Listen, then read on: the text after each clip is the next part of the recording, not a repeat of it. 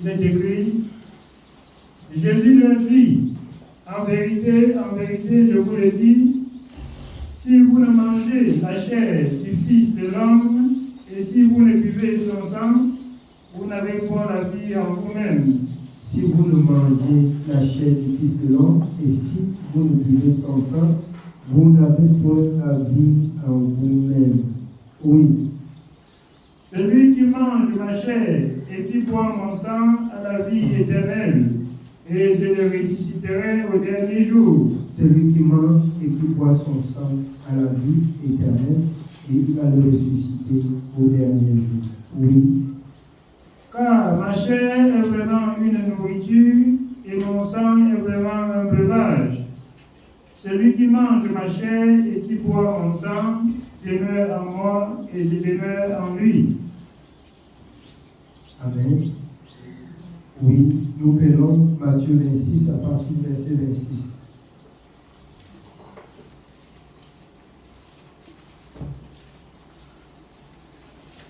Matthieu chapitre 26. Nous commençons au verset 26.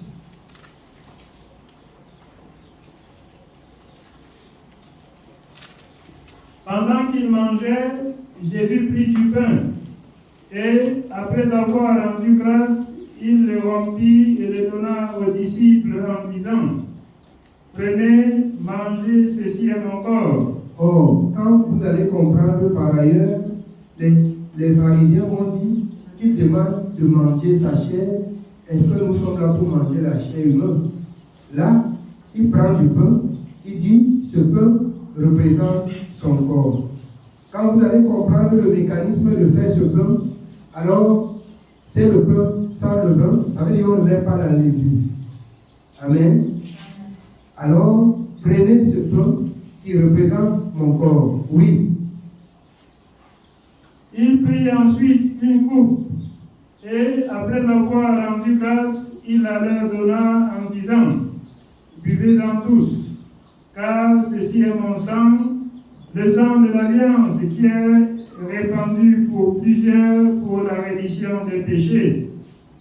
Je vous le dis, je ne boirai plus désormais de ce fruit de la vigne jusqu'au jour où j'en boirai du nouveau avec vous dans le royaume de mon Père. Alors, son sang, il démontre que c'est le fruit de la vigne. Mais, d'où vient que ça devient son sang? Quand cette parole est prononcée sur ce fruit de la vigne, alors elle devient du coup le sang de Jésus-Christ. Ça impacte la vie de ceux qui prennent. Et c'est la raison pour laquelle, dans le livre de Jean 1 Corinthiens 11, à partir du verset 23.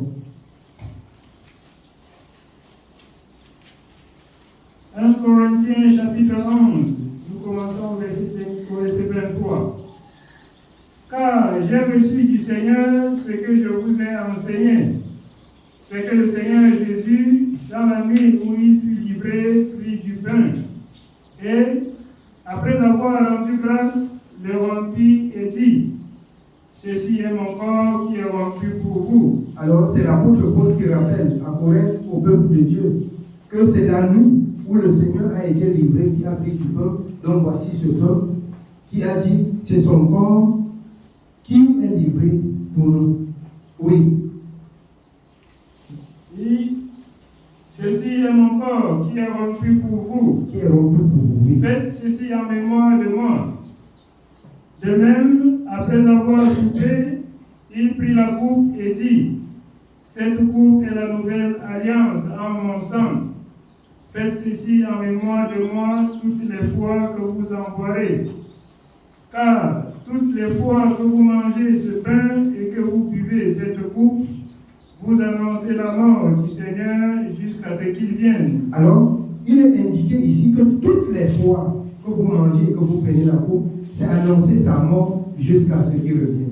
J'attire votre attention parce que par ailleurs, dans les religions, les gens disent que c'est une fois par an, d'autres c'est 2 fois. Or, il n'y a pas un nombre de temps déterminé. Dans la parole de Dieu, il est dit toutes les fois. Or, qu'est-ce qui peut nous faire passer à la table toutes les fois? Si nous ne nous reprochons de rien, nous passons à la table toutes les fois, on n'a pas péché. Mais on ne doit pas prendre étant dans une position où Dieu ne veut pas, c'est-à-dire dans le péché.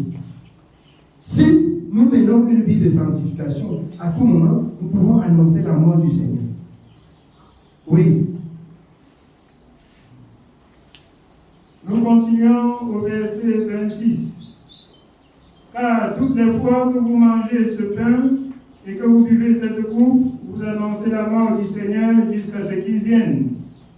C'est pourquoi celui qui mange le pain, celui qui mangera le pain, la coupe du Seigneur indignement, sera coupable envers le corps et le sang du Seigneur. Celui qui mange indignement, c'est-à-dire sans être digne, sans être conforme à ce qui est écrit, sans mener la vie qui est recommandée dans la parole, c'est indignement. Il sera coupable. Oui. Au verset 28, que chacun donc s'éprouve soi-même et qu'ainsi il mange du pain et boive de la coupe. Que chacun s'éprouve soi-même. Pourquoi? Quand vous sortez là, vous rentrez dans vos maisons là, est-ce qu'on est ensemble? Est-ce que c'est moi qui va vous contrôler? C'est vous qui allez contrôler votre vie de ce que vous faites et de ce que Dieu a dit dans sa parole.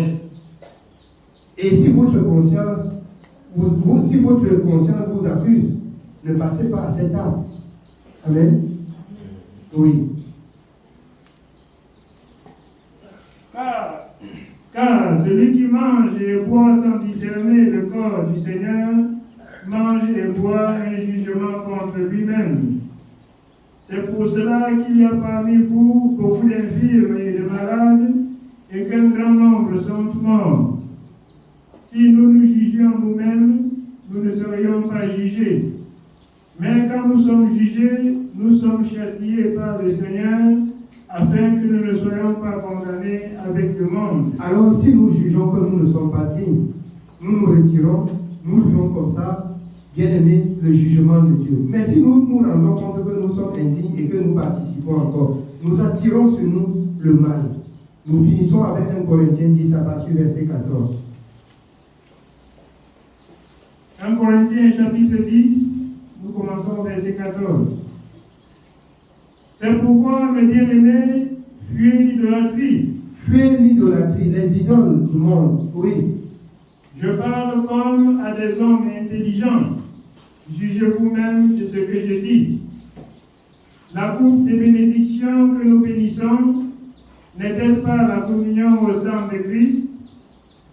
Le pain que nous rompons n'est-il pas la communion au corps de Christ?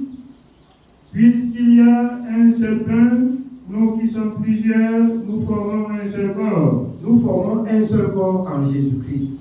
Même si nous sommes combien, il ne doit avoir uniquement une seule pain parce que c'est le corps de Jésus. Oui. Puisqu'il y a un seul pain, nous qui sommes plusieurs, nous formons un seul corps, car nous participons tous à un même pain.